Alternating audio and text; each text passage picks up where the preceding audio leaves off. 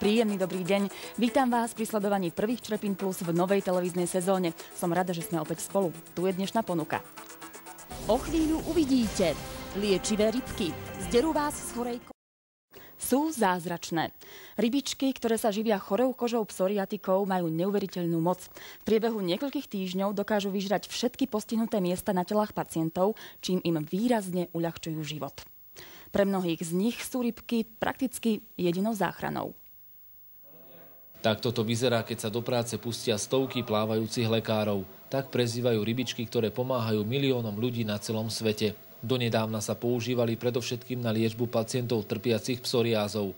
Prax ale ukázala, že dokážu oveľa viac. Zisťujeme, že tie rybičky majú ďalšie a ďalšie možnosti, o ktorých sme netušili.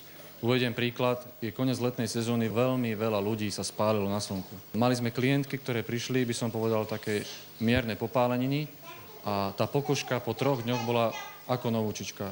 Rybičky pekne vyčistili. Ďalší príklad, ozývajú sa nám ľudia s problémami otvorených rán na pokožke, čo majú cukrovku a iné ochorenia. Ako stále a stále každý mesiac niečo nové objavujeme a niečo nové ľudia sa pýtajú. Na tie choré partie išli okamžite a potom už na celú kožu.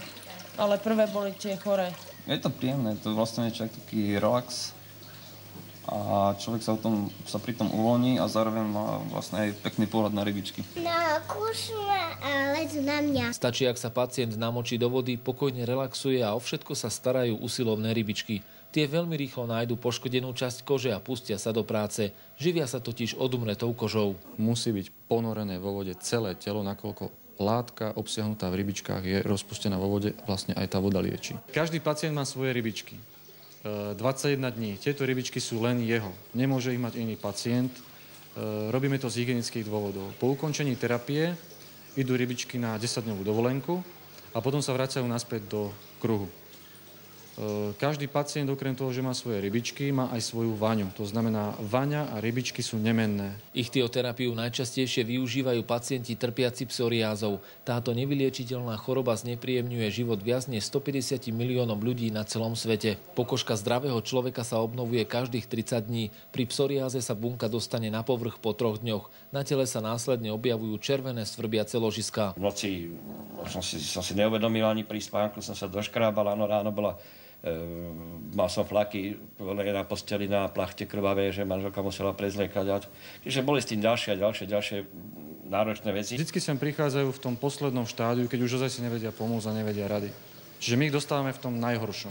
Mne vlastne tá choroba začala v nejakých 3 rokoch, následne po injekcii na tetanus, to bola vlastne nejaká bočná reakcia na to.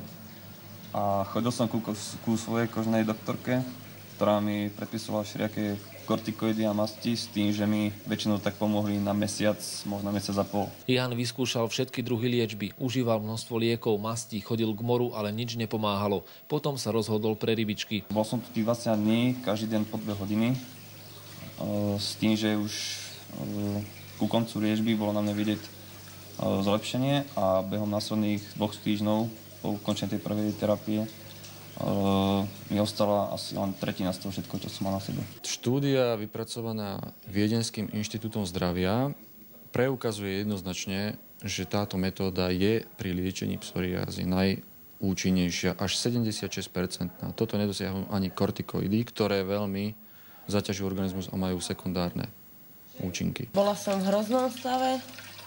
No a teraz je to nádherné. Rybičky robia doslova zázraky. Ľudia, ktorí sem prichádzajú, majú po celom tele hlboké rany, ale stačí niekoľko kúr a je vidieť prvé zlepšenia. Takýmto spôsobom možno túto nepríjemnú chorobu výrazne potlačiť.